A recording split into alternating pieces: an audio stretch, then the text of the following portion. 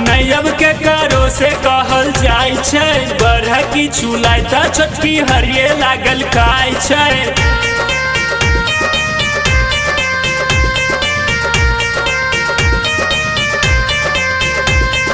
गाँव में गिरा दिल के यो पापा जी के पगड़ी, चारों मिलके अपने आप के बुझे सत बरती।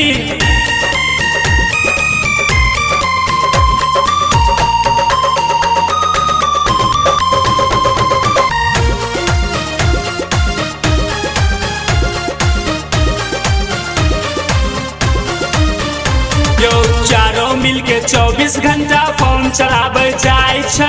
बरह की चुलाय त छोटकी हरिये लागल खाय छै।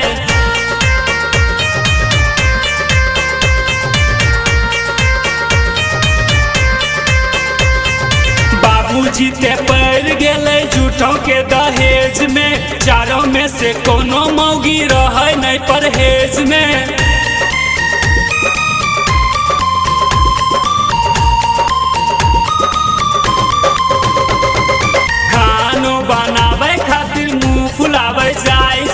बरह की चुलाय त छोटकी हरिये लागल खाय छै।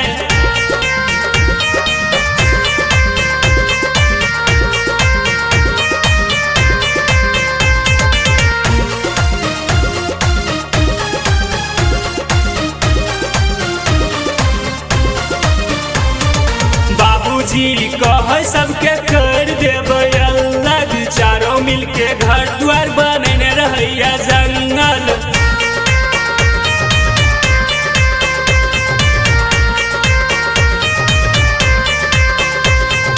बाबूजी के बात ने केहू माने जाय छै।